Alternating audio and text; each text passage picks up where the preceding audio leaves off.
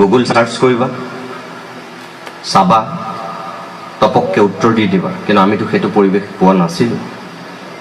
কিন্তু তাৰ পিছতো আমিবিলাক ক'ৰবাত নহয় ক'ৰবাত নিজক লৈ সজাগ আৰু সচেতন আছিলোঁ কাৰণে চাগে আজি মূৰ দাঙি থিয় হ'ব পাৰিছোঁ, নিজৰ ভৰিৰ ওপৰত ভৰ দি খাব পাৰিছোঁ।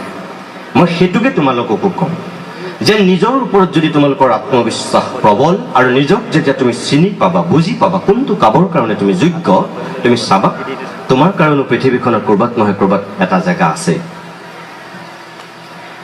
চোকা হ'ব লাগে, মেধা হ'ব লাগে, মই সেইটো বেয়া বুলি কোৱা নাই, নহ'বলৈও কোৱা নাই।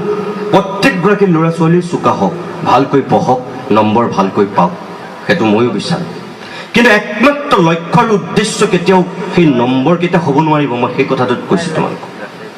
তাৰ লগে লগে তুমি আনুষংগিকভাৱে এজন পূৰ্ণাংগ মানুহ হ'বৰ কাৰণে আৰু বহুখিনি গুণ লাগিব, বহুখিনি দিশ লাগিব।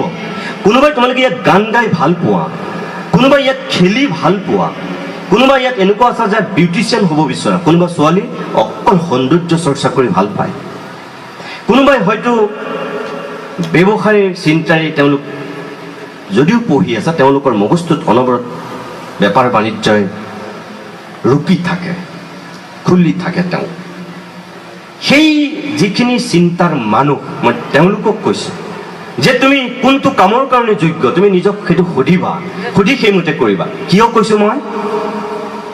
পৃথিৱীত এনেকুৱা বহুত ব্যক্তিৰ নাম মই তোমালোকৰ আগত ল'ব পাৰোঁ যি কেতিয়াও চাৰ্টিফিকেট আৰু মাৰ্কশ্বিটত চোকা নাছিল, কিন্তু পৰৱৰ্তী সময়ত তেওঁলোক কিন্তু বিশ্ববিখ্যাত মানুহ হৈছে।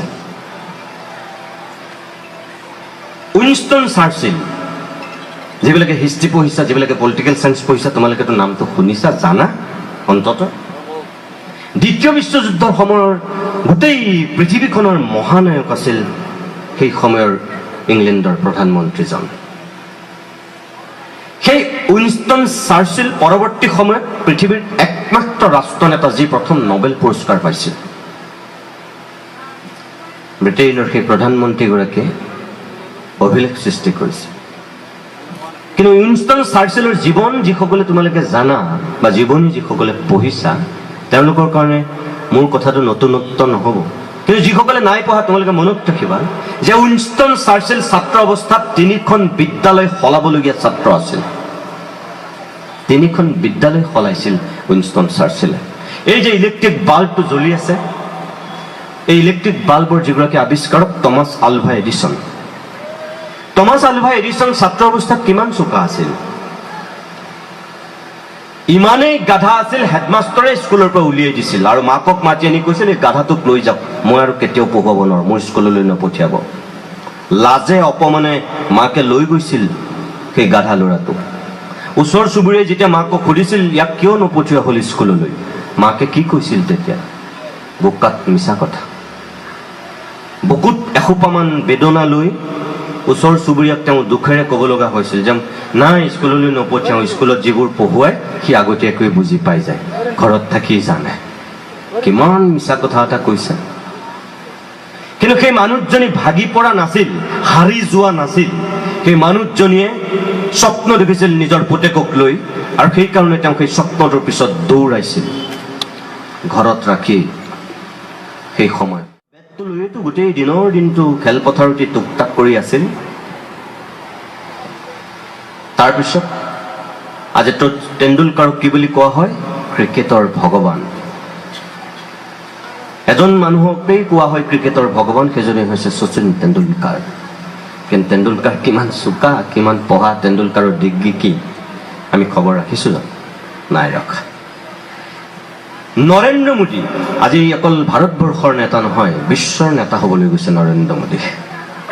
নৰেন্দ্ৰ মোদী কিমান চোকা, কিমান পঢ়া, কিমান পঢ়িছে মোদীয়ে, আমি কিমান গুৰুত্ব দিওঁ সেইটো। এইখিনি পৰ্যায়লৈ নৰেন্দ্ৰ মোদী কেনেকৈ গৈছে? বেলেগ একো নাই। মই যে তোমালোকক প্ৰথম যিকেইটা শব্দ কৈছোঁ, প্ৰথম শব্দটি কৈছোঁ আত্মবিশ্বাস। সেই আত্মবিশ্বাসৰ বলতে এই মানুহবিলাক মানুহ হৈছে। আৰু পৰৱৰ্তী সময়ত মই কোৱা সেই কলৈ, কিয়, ক'ৰ পৰা, কাৰ বাবে তেওঁলোকে অনবৰতে নিজক লৈ ফুৰিছে, আৰু সেইকাৰণে সেইখিনি মানুহ হৈছে। বাকী বাদ দিয়া, তোমালোকৰ জীৱনৰ আটাইতকৈ হাৰ্টথ্ৰব বুলি যাক কোৱা হয় জুবিন গাৰ্গ, আজি জুবিন কেনেকৈ হৈছে? যিজন ছাত্ৰই ফিজিক্সৰ পেপাৰ শ্ৰেণীকোঠাত ফালি পেলাই ওলাই আহিছিল পাৰ্ট 2 পৰীক্ষাত, কেমেষ্ট্ৰি মেজৰ থকা সেই ছাত্ৰজনে ফিজিক্সৰ পৰীক্ষা দিবলৈ পৰীক্ষা হলতেই যেতিয়া ফিজিক্সৰ পেপাৰখন চিৰাচিৰিকৈ ফালি ওলাই আহিছে, তেওঁক কোনে বাৰু ভাল ছাত্ৰ বুলি ক'ব তেতিয়া? কোৱা। কি অধ্যক্ষ কি অধ্যাপক সকলোৱে কৈছিল এটা উদণ্ড আৰু বৰ বেয়া লোৱা। অধ্যক্ষটো সুধিছিল যে তই কি কাম কৰিলি এইটো? অধ্যাপকবিলাকেতো বেয়াই পাইছিল। পৰীক্ষা হলত যিজন ল'ৰাই পৰীক্ষা দিবলৈ গৈ পেপাৰখন ফালি দিব তাকনো কোনো অধ্যাপকে ভাল বুলি ক'ব? সেই সময়ত আটাইতকৈ বেয়া আৰু উদণ্ড বুলি ভবা ছাত্ৰজনেইতো এতিয়া জুবিন হৈছে। তাৰমানে ফিজিক্স পৰীক্ষা দি থাকোঁতে যিজন ল'ৰাই বুজি পাইছে যে এইবিলাক মোৰ কাম নহয়, মই এইবোৰ কেলৈ লিখি আছোঁ, কেলৈ পঢ়ি আছোঁ, কোনে পঢ়ে এইবিলাক, এনেকুৱা বুলি কৈ পেপাৰখন ফালি ওলাই গুচি আহিছে। তেতিয়াতো চবেই বেয়াই পাইছিল জুবিনক। আৰু সেই আণ্ডাৰ গ্ৰেজুৱেট জুবিন এতিয়া তোমাৰ কাৰণে কি হাৰ্ট।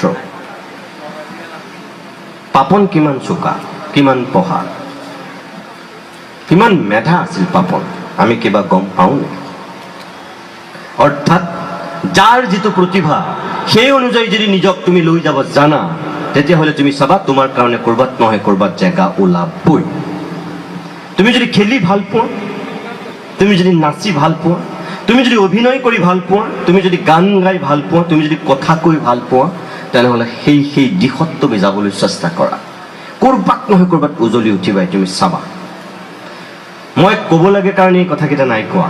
মই নিজে জীৱনত এইখিনিকে নিজে লৈ ফুৰিছোঁ, লৈ আছোঁ আৰু লৈ থাকিম। সেইকাৰণেহে মই তোমালোকক এই কথাকেইটা কৈছোঁ। আৰু দুগৰাকী বক্তা আছে কথা ক'বলৈ। মই ছাত্ৰ ছাত্ৰীৰ আগত কথা ক'লে বহুত সময় কৈ থাকিব পাৰোঁ। এইকাৰণেই মই ক'ব পাৰোঁ যে মই বিশ্বাস কৰোঁ অন্তৰৰ পৰা, আমাৰ দেশখন, আমাৰ ৰাজ্যখন যিসকলৰ হাতত সুন্দৰ হোৱাৰ অৱকাশ আছে, যাৰ ওপৰত এটা ভৰসা কৰিব পাৰি, সেইসকলেই হৈছে তোমালোক, মোৰ সন্মুখত থকা তোমালোক। মই আগৰ চামৰ কথা মই নকওঁ, আগৰ মানুহে যি কৰিলে কৰিলে, কিন্তু আমিতো ঠিক কৰিব লাগিব আমাৰ ৰাজ্যখনক, আমাৰ দেশখনক, আমাৰ গাঁওখনক, আমাৰ অঞ্চলটোক। আমি অকল নিজেই সুখ স্বাচ্ছন্দ্যৰ মাজত থাকিম নে আমি আনৰ কথাও ভাবিম? শিক্ষাৰ লক্ষ্য আৰু উদ্দেশ্য কি সেইটো তোমালোকে বুজা। আৰু সেইখিনি বুজিবৰ কাৰণেহে মই এইখিনি কথা তোমালোকক কৈছোঁ। এটা ডিগ্ৰী শেষ কথা নহয়, এখন চাৰ্টিফিকেট মাৰ্কশ্বিটে শেষ কথা নহয়।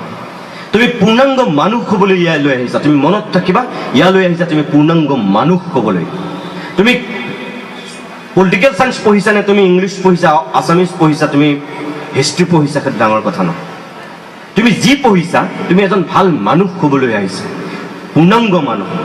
আৰু সেই পূৰ্ণাংগ মানুহ হ'বৰ কাৰণে তোমাক যিখিনি আয়ত্ব কৰাটো দৰকাৰ এই বয়সত, মই সেইখিনি কথাই তোমালোকক ইংগিত দিছোঁ। আৰু সেইখিনি যদি কৰিব জানা, তেতিয়াহ'লে তুমি চাবা তোমাৰ জীৱনটো ভাল হ'ব। আমাৰ ছাত্ৰ ছাত্ৰীবিলাকে ভুল তাতেই কৰে, মহাবিদ্যালয় আৰু বিশ্ববিদ্যালয়লৈ আহোঁতেনে সদায় তেওঁলোকে জীৱিকাৰ সন্ধানত অগ্ৰাধিকাৰ দিয়ে। কি এখন চাৰ্টিফিকেট আৰু এখন মাৰ্কশ্বিট তেওঁলোকে বেছি জীৱনৰ কাৰণে প্ৰয়োজন বুলি অনুভৱ কৰে। সেইকাৰণে তেওঁলোকে অকল কোৰ্চৰ মাজতে আবদ্ধ থাকিব বিচাৰে, যিটো ভুল। তুমি কোৰ্চৰ মাজত আবদ্ধ থাকি এখন চাৰ্টিফিকেট, এখন মাৰ্কশ্বিট আয়ত্ব কৰাটো যন্ত্ৰ। মুখস্থ কৰি তুমি নম্বৰ ঠিকেই পাবা, কিন্তু পৃথিৱীখনক তুমি একো নাজানিবা, নুবুজিবা, সমাজখনৰ তুমি একো আওভাও নাপাবা। তেতিয়া সেইখিনিৰ পৰা, সেই বৃত্তটোৰ পৰা বাহিৰলৈ ওলাই আহি তুমি জ্ঞান অৰ্জন কৰিব লাগিব। আজিৰ ছাত্ৰ ছাত্ৰীৰ দুৰ্ভাগ্যজনকভাৱে, তোমালোকে বেয়া নাপাবা, আজিৰ ছাত্ৰ ছাত্ৰীৰ সাহস আছে, সততা নাই। আজিৰ ছাত্ৰ ছাত্ৰীৰ তথ্য আছে, জ্ঞান নাই। আজিৰ ছাত্ৰ ছাত্ৰীৰ হিংসা আছে, অহিংসা নাই। আজিৰ ছাত্ৰ ছাত্ৰীৰ আটাইতকৈ ডাঙৰ কথা, নৈতিকতা আৰু মূল্যবোধ বুলিবলৈ একো নোহোৱা হৈছে। এইখিনি নোহোৱাকৈ এজন মানুহ হ'ব নোৱাৰে, এইখিনি নোহোৱাকৈ এখন সমাজ হ'ব নোৱাৰে, এইখিনি নোহোৱাকৈ কোনো দেশ নিৰ্মাণ কৰিব নোৱাৰে। এইখিনিও আমি এই অৱস্থাত ল'ব লাগিব, বুজিব লাগিব। এখন ৰেলগাড়ী চলিবলৈ হ'লে দুটা চিৰি যি ধৰণে অপৰিহাৰ্য, ৰেলৰ ইঞ্জিনটো সঠিকভাৱে যাবলৈ যি ধৰণে চিৰি দুটা খুব সুন্দৰ হৈ থাকিবই লাগিব, ঠিক একেদৰে এজন মানুহ, পূৰ্ণাংগ মানুহ তেতিয়াহে হ'ব পাৰে ছাত্ৰ অৱস্থাৰ পৰাই, যেতিয়াই সেই ছাত্ৰ বা ছাত্ৰীগৰাকীয়ে ৰেলৰ চিৰিৰ দৰে দুটা বস্তু সমানেই লৈ যাব জানে। কিন্তু আমাৰ ছাত্ৰ ছাত্ৰীবিলাকে ভুল তাতেই কৰিছে। এতিয়া এজন জন্মৰ পৰা মৃত্যুলৈকে মানুহে লগত কি লৈ ফুৰে? জন্মতই মানুহে লয় জীৱন, আৰু মৃত্যুৰ সময়তো মানুহে লগত লয় জীৱন। মাজৰ সময়খিনিতহে মানুহে লয় জীৱিকা। কিন্তু আজিৰ ছাত্ৰ ছাত্ৰীয়ে ভুল তাতেই কৰিছে, জীৱনক চিটিকাই দিছে, জীৱিকাক গুৰুত্ব দিছে। ভুল। কিয়? জীৱন নাথাকিলে জীৱিকাৰ কোনো কাম নাই, জীৱন থাকিলেহে জীৱিকাৰ মূল্য আছে। গতিকে আমি ৰেলৰ চিৰি দুটাৰ দৰে জীৱন আৰু জীৱিকাক আগুৱাই নিব লাগিব। এফালে জীৱন, আনফালে জীৱিকা। এই যে তোমালোকে ইয়াত কোৰ্চৰ মাজত আবদ্ধ থাকি চাৰ্টিফিকেট মাৰ্কশ্বিট ল'বা, এটা চাকৰিৰ কাৰণে, ব্যৱসায়ৰ কাৰণে তোমালোকে চিন্তা কৰিবা, এইটো তোমাৰ জীৱিকা, এইটো জীৱন নহয়। কিন্তু তাৰ বাহিৰে বাকীখিনি তোমাৰ জীৱন। সুখ স্বাচ্ছন্দ্য আনন্দৰ মাজত থকাটো জীৱন। চোৱা, তুমি বীজটো ভাল, তুমি ঘৰৰ সন্তান ভাল। এই যে শংকৰদেৱক আইতাকে কৈছিল, ভাল আমৰ পুলি হৈ বকৰাণীত গজলি বুলি, কিয় কৈছিল? তোমালোক কোনোবা হয়তো বীজটো তোমালোকৰ ভাল, তোমালোক ভাল ছাত্ৰ, চোকা ছাত্ৰ, স্বভাৱ চৰিত্ৰও ভাল, কিন্তু তোমালোক জেগাত পৰিছানে নাই? গুটি বীজ ভাল হ'লে য'তে ত'তে সিঁচি দিলেই কি ঠন ধৰি উঠিব নেকি? সেই মাটিডৰা তাত কিমানখিনি পলস আছে, সেই মাটিখিনি কোনটো শস্যৰ কাৰণে উপযুক্ত, সেইটোও কিন্তু খেতিয়কে খিয়াল ৰাখিব লাগিব। য'তে ত'তে ভাল বীজ হ'ল বুলি ক'লে ছটিয়াই দিলে কেতিয়াও ভাল গছ হৈ গজি নুঠে, সেইটো ভুল। গতিকে বীজ অনুসৰি, মাটি অনুসৰি তাত ৰোপণ হ'ব লাগিব। তোমাৰ যিটো কেপাচিটি, সেই অনুসৰি তুমি নিজক ঠিক কৰি আগুৱাই নিব পাৰিব লাগিব। তেতিয়াহে তুমি ভাল মানুহ হ'বা, পূৰ্ণাংগ মানুহ হ'বা, নিজৰ জীৱনটোত সফল হ'বা। মই ইয়াত আৰু নাথাকোঁ, মই যামগৈ। প্ৰকাশ দাসৰ আৰু চৌধুৰী ছাৰৰ মই বক্তব্য শুনিব নোৱাৰিম, মই দুখিত। 45 মিনিট সময় মই কথা কৈছোঁ আৰু নকওঁ। মই আশা কৰিম তোমালোক যি লক্ষ্য আৰু উদ্দেশ্য লৈ পুথিমাৰী মহাবিদ্যালয়লৈ আহিছা, সকলোৱে তোমালোকৰ জীৱনবোৰ ভাল হওক, সুখ আনন্দ সমৃদ্ধিৰে ভৰি পৰক, মই তাৰেই কামনা কৰিম। প্ৰত্যেকগৰাকী ছাত্ৰ ছাত্ৰী তোমালোক ভাল মানুহ হোৱা, সফল হোৱা জীৱনৰ বাটত। ক'ৰবাত কোনোবা ব্যৱসায়ী হ'ব, ক'ৰবাত কোনোবা হয়তো ভাল প্ৰশাসনিক বিষয়া হ'ব, কোনোবা শিক্ষক হ'ব, কোনোবা সাংবাদিক হ'ব, কোনোবা অভিনেতা হ'ব, কোনোবা অভিনেত্ৰী হ'ব। তেনেকৈও সফল হ'ব পাৰে। সফলতাৰ সংজ্ঞা মানুহভেদে ভিন্ন। গতিকে তুমি নিজৰ শক্তি অনুযায়ী নিজৰ জীৱনটোত আগুৱাই নিবলৈ চাবা, তেতিয়া দেখিবা মই কোৱা কথাকেইটা তোমালোকৰ জীৱনত খাপ খায়। অধ্যক্ষ মহোদয়কে প্ৰমুখ্য কৰি ছাত্ৰকতা সভাৰ সমূহ বিষয়ববীয়া মই ধন্যবাদ জনাইছোঁ মোক ইয়ালৈ আমন্ত্ৰণ কৰাৰ কাৰণে। আৰু মই তোমালোকক কৈছোঁৱেই, মই যিখিনি কথা কৈছোঁ মোৰ নিজস্ব চিন্তাৰে, মই নিজৰ বিবেকেৰে যিখিনি ক'ব লাগে বুলি ইয়াত ভাবোঁ, মই সেইখিনিহে কৈছোঁ। শেষত আকৌ কৈছোঁ, লক্ষ্য নিৰ্দিষ্ট কৰি উদ্দেশ্য যদি তোমাৰ মহান হয়, ভগৱান তেতিয়া তোমাৰ সহায়ক হ'বই, কোনেও তোমাক ৰাখিব নোৱাৰে। তুমি এইটো পাহৰি নাযাবা যে তুমি এখন মহাবিদ্যালয়লৈ আহিছা, পঢ়িবলৈ আহিছা, ঘৰত মা দেউতা আছে, তেওঁলোকে বেয়া পোৱা কাম, তেওঁলোকক বদনামী কৰা কাম তোমালোকে নকৰিবা।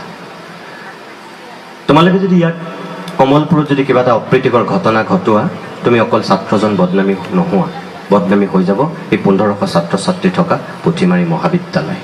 বদনামী হৈ যাব তোমাৰ সেই নিষ্পাপ মা দেউতাহাল, বদনামী হৈ যাব তুমি যিটো ঘৰৰ পৰা আহিছা সেই ঘৰখনৰ মানুহখিনি, বদনামী হৈ যাব তোমাৰ ঘৰখন যিখন গাঁৱত, সেই গাঁওখন আমুক গাঁৱৰ ল'ৰা, অমুকৰ সন্তান, অমুকৰ ভায়েক, অমুক মহাবিদ্যালয়ৰ ছাত্ৰ। কিয় কিয় সেইটো বদনামৰ ভাগি কৰিলা তোমালোকে? আমি কিমানেই ভাবোঁ সেই কথাটো।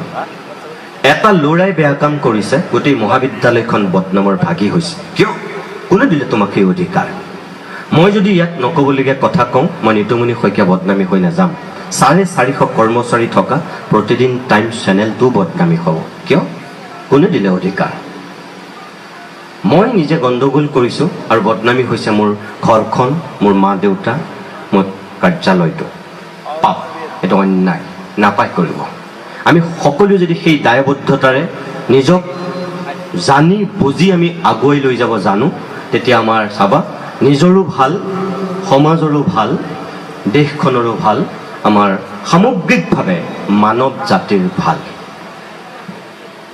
সেইখিনিকে তোমালোকে অনাগত দিনত কৰিবা বুলি আশা কৰি মই মোৰ বক্তব্যৰ ইমানতে সামৰণি মাৰিছোঁ নমস্কাৰ